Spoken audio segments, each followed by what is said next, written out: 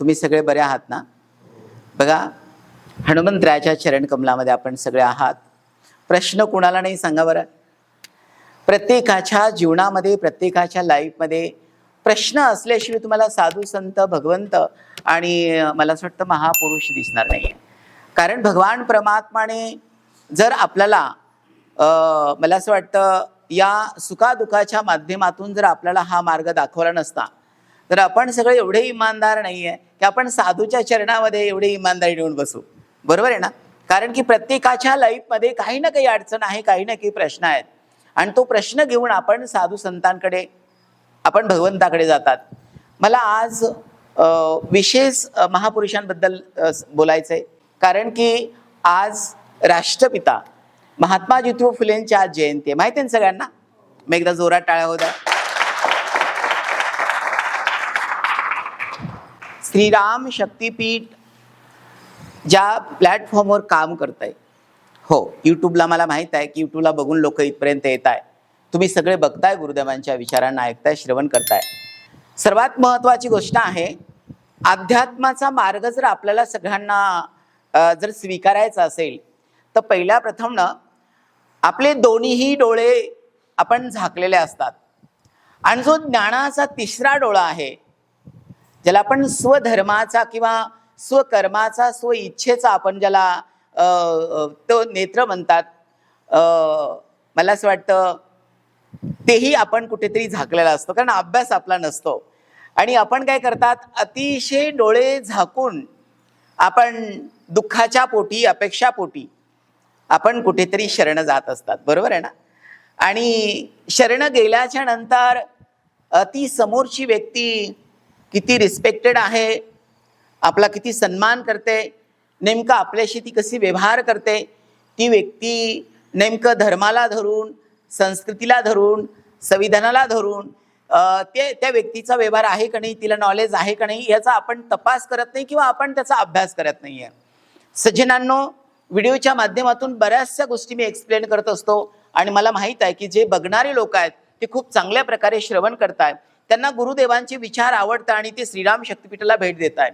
मला विशेष आज सांगायचं आहे की ज्या वेळेस भारतामध्ये 1827ला महात्मा फुलेंचा जन्म झाला, ज्ञानसूर्य या राष्ट्रपिताचा जन्म झालेला आहे, आणि 1827 पासून समाजाचं काम केलं.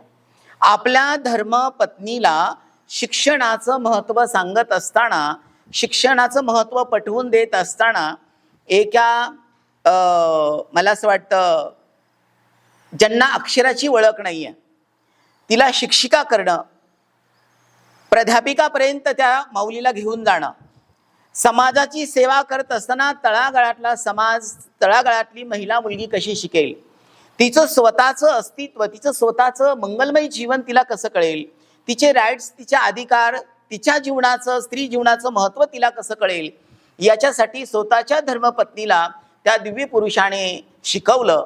आणि अक्षरशः बघा, समाज काय करतो, समाज पहिल्या प्रथम न तुमच्या खूप परीक्षा घेत असतो.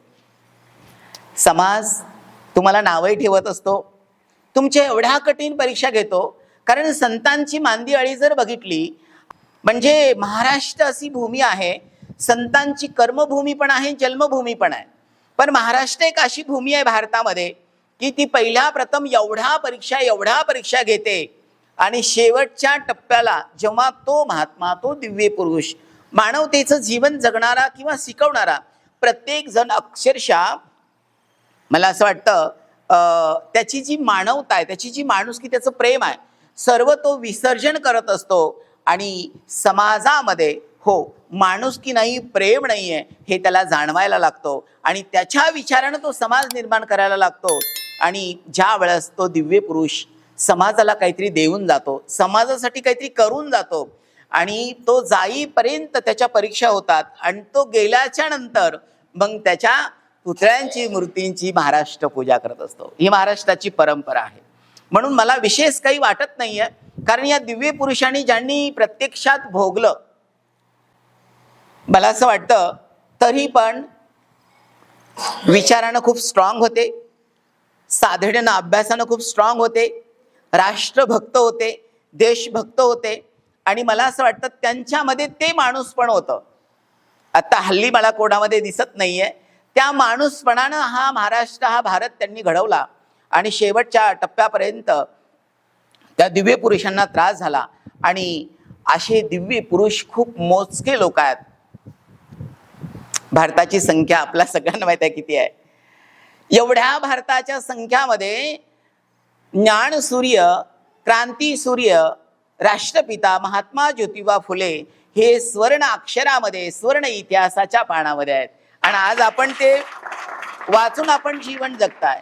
म्हणजे अक्षरशः चिखलाचे, शेणाचे गोळे अंगावरती टाकले, दगड अंगावरती सहन केले. अक्षरशः माता सावित्रीने 2 पातळ, एक पिशवीत घालून पातळ घेऊन जावं आणि एक अंगावरचं पातळ पूर्ण शेणानं चिखलानं भरावं आणि तिथे शाळेत गेल्याच्या नंतर पातळ बदलून मुलांना शिकवावं. आता हल्ली कोणी असं करेल का सांगा बरं? कोणी सहन करेल का? नाहीये. तेच लोक इतिहासामध्ये आहेत. ते दिव्य पुरुष इतिहासामध्ये आहेत, प्रेरणा देण्यासाठी, बोध मार्ग देण्यासाठी, दिशा दाखवण्यासाठी. आणि त्याच महापुरुषांचा हा महाराष्ट्र आहे. सज्जनांनो, आज त्यांचं स्मरण करणं, त्यांची आठवण करणं, त्यांचं ऋण व्यक्त करणं, त्यांचा मार्ग स्वीकार करणं, त्यांच्या मार्गाने जाणं आपल्या सगळ्यांचं आद्य कर्तव्य आहे. आणि म्हणून गुरुदेवाने राष्ट्रपिताबद्दल बोलले. मला असं वाटतं आपण सगळ्यांनी एकदा जोरात टाळ्या वाजून अभिनंदन करायला पाहिजे. मला असं वाटतं 1890ला त्यांनी देह ठेवला आणि 1891ला म्हणजे बरोबर 1 वर्षाने महामानव डॉक्टर बाबासाहेब आंबेडकर हा दिव्य पुरुष जन्माला आला. आणि बरोबर म्हणजे 1827ला महात्मा फुलेंचा जन्म झाला. त्या राष्ट्रपिताने 1890 पर्यंत समाजसेवा केली आणि 1890ला ते गेले आणि 1891ला हा विश्वरत्न महामानव जन्माला आला. आणि बघा ना, इतिहासाच्या पानामध्ये त्या दिव्य पुरुषाचा इतिहास वाचून महामानवाने 3 गुरु मानले होते. महामानवाचे पहिले गुरु कोण होते? बोधिसत्व, करुणेचा अतंग महासागर तथागत गौतम बुद्ध. दुसरे गुरु संत कबीर आणि तिसरे गुरु राष्ट्रपिता महात्मा ज्योतिबा फुले. आता विचार करा, तथागताचं जीवन चरित्र तुम्ही पाहिलं तर एक आदर्श आहे, कबीराचं जीवन चरित्र पाहिलं तर एक आदर्श आहे आणि महात्मा ज्योतिबा फुलेंचं जीवन बघितलं तर एक आदर्श आहे. आणि आदर्श पुरुषाने पूजले, त्यांना वंदन केले आणि त्यांच्या विचाराने खूप मोठं देशाचं संविधान लिहिलं. म्हणजे हो, 395 कलमाचं संविधान महामानवानं आपल्याला दिलं. 14 एप्रिलला महामानवाची जयंती आहे आणि 14 एप्रिल मला असं वाटतं भारतीयांनी खूप इमानदारी केली पाहिजे. प्रत्येकाच्या घराघरामध्ये महामानवाची जयंती साजरी झाली पाहिजे. असा दिव्य पुरुष, असा अभ्यासक महिलांचाच रक्षक नाहीये, तर मी असं म्हणेल भारताचा. आणि भारतामध्ये प्रत्येक स्त्री आहे, विश्वामध्ये प्रत्येक स्त्री आहे, त्यांचा रक्षक हो महामानव आहेत. कारण खूप स्त्रियांबद्दल आदर, महापुरुषांबद्दल आदर आणि इतिहासाचा वाचक अभ्यासक महामानव होते.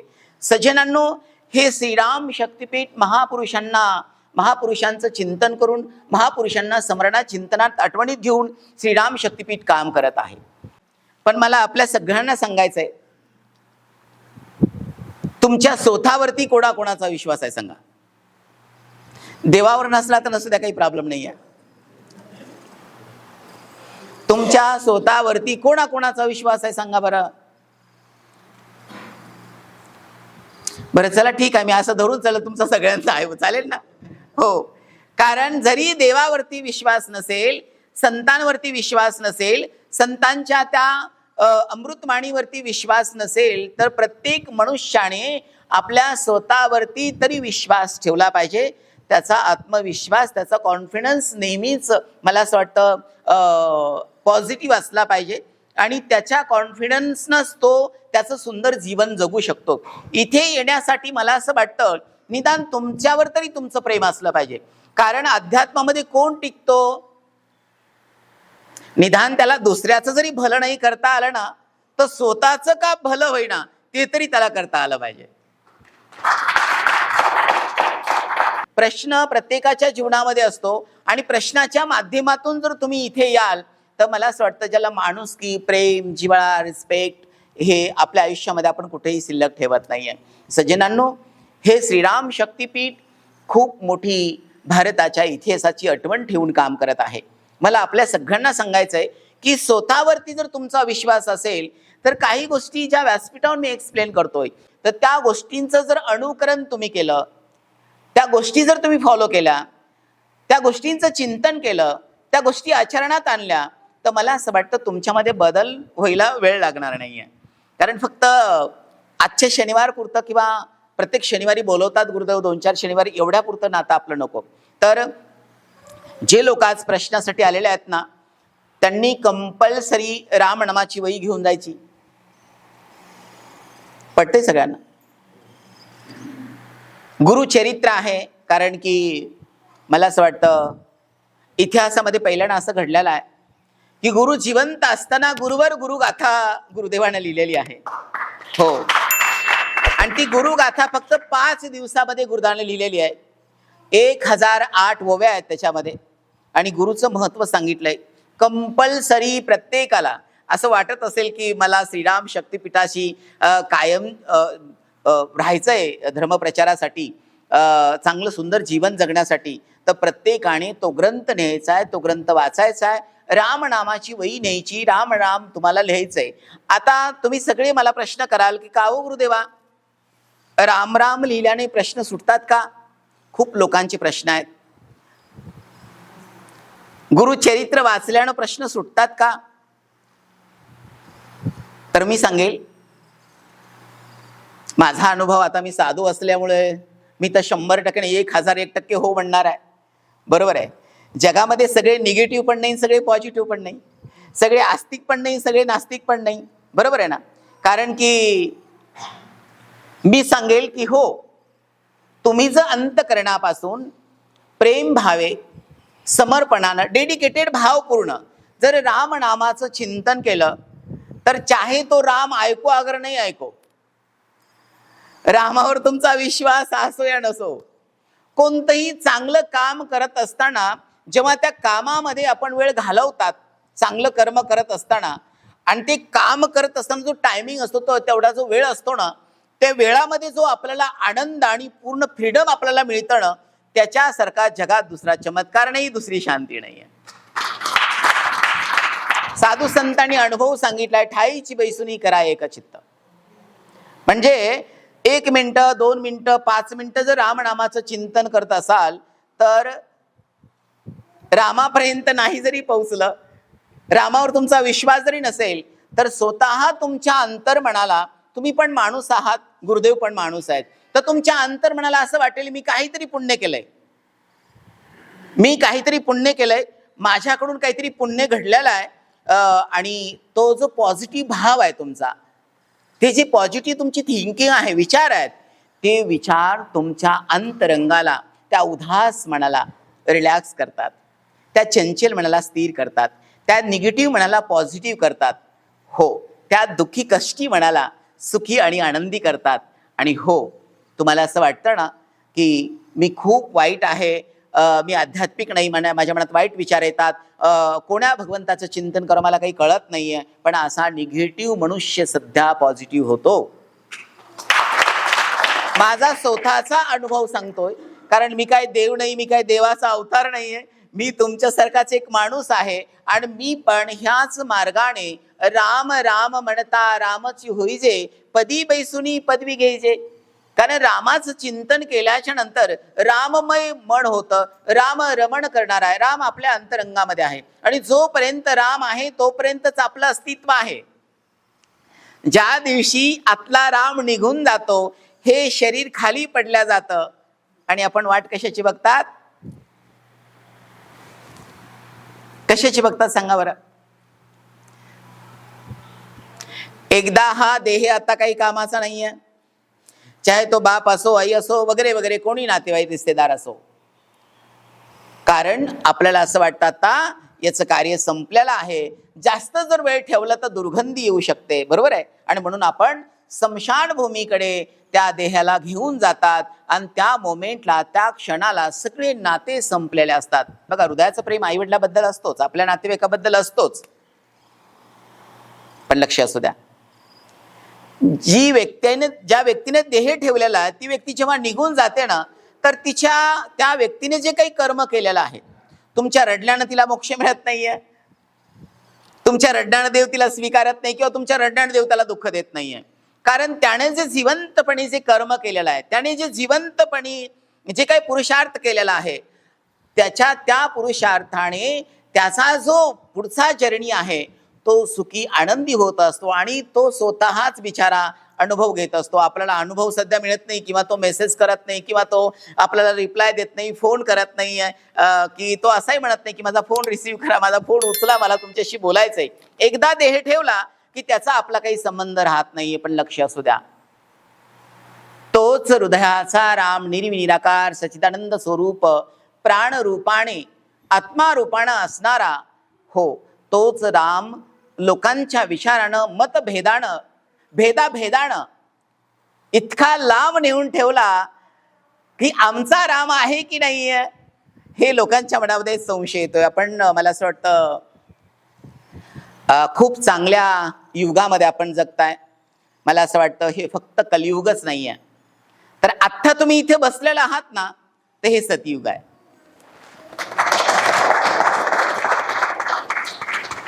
कारण हे सतयुग आहे. सतयुग का बरं?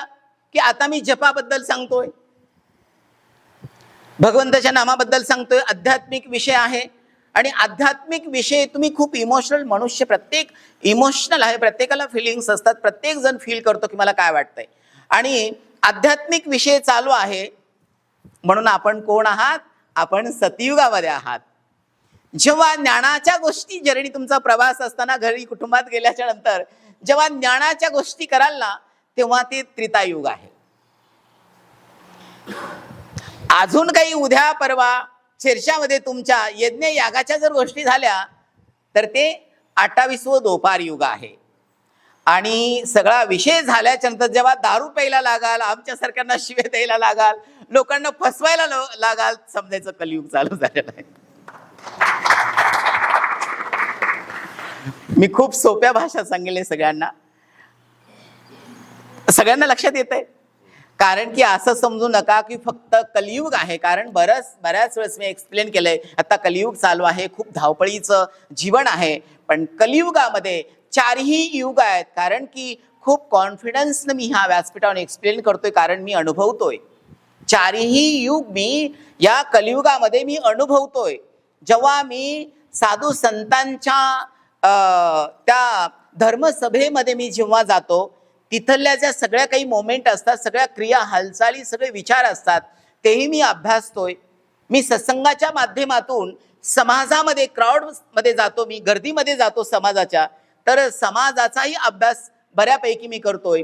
शनिवारी इथे मी या व्यासपीठावर बसतोय आणि तुमच्यासारख्या सगळ्यांचे चांगले वाईट अनुभव मला येतात आणि त्याच्यात मी चांगलं शिकतोय. आणि मी सुरुवातीलाच सांगितलं की तुम्ही व्हिडिओ बघत असाल, आणि जेव्हा मी ध्यान धारणा करतो तेव्हा मी माझ्या स्वतःला आणि जिथे मी बसलेलो आहे त्या जाग्याला आणि ज्याचं मी चिंतन करत आहे त्या निर्विनिराकार सच्चिदानंद स्वरूप परब्रह्म त्या चैतन्याला मी अनुभवतो आणि 4ही युगामध्ये मी जीवन जगत असतो. तर आपण सगळ्यांनी खूप छान श्रवण केलं. तुम्हालाही सगळ्यांना प्रश्नासाठी वेळ द्यायचा आहे. मी विशेष आज आपल्या सगळ्यांना सांगणार आहे. महामानवाची जयंती 14 एप्रिल घराघरामध्ये सगळे मतभेद विसरून झाली पाहिजे.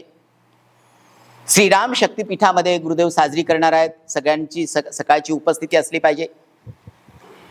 विशेष तुम्हाला 14 एप्रिलला बॅनर लावल्यापेक्षा, महामानवाच्या बरोबरीनं उभा राहून फोटो काढल्यापेक्षा, महामानवाचे जे विचार आहेत, चाहे महामानवानं दिलेलं पंचशील असेल, अष्टांग योग असतील, सम्यक दृष्टी असेल, सम्यक साधना असेल, जे काही महामानवाने तुम्हाला दिलेलं आहे त्याचं जर श्रवण केलं, त्याचं जर चिंतन केलं, ते जर आत्मसात केलं, हीच महामानवाची जयंती आहे.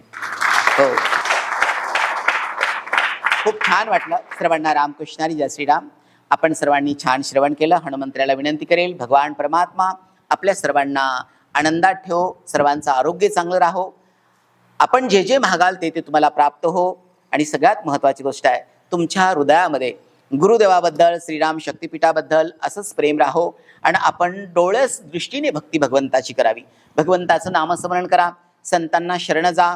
जे ग्रंथ आहेत, जे ग्रंथ तुम्हाला प्रेरणा देत आहे, जे ग्रंथ तुम्हाला जगायला शिकवताय, जे ग्रंथ तुम्हाला रिस्पेक्ट देत आहे, रिस्पॉन्स देत आहे, जगण्यासाठी तुम्हाला शक्ती ऊर्जा देत आहे, अशा ग्रंथाचं श्रवण करा. विशेष साधू संतांकडे आल्याच्या नंतर मनात संशय ठेवू नका. साधू संतांकडे आल्याच्या नंतर चष्म्याची गरज नाही आहे. साधू संतांकडे आल्याच्या नंतर ना दिखाव्याची गरज नाही आहे. साधू संतांकडे आल्याच्या नंतर काही घ्यायची गरज नाही आहे. बरोबर आहे ना? तर साधू संतांकडे आल्याच्या नंतर हृदयाच्या प्रेमाची आणि संतांना रिस्पेक्ट देण्याची फार गरज आहे. सर्वांना रामकृष्ण हरी. जय श्रीराम.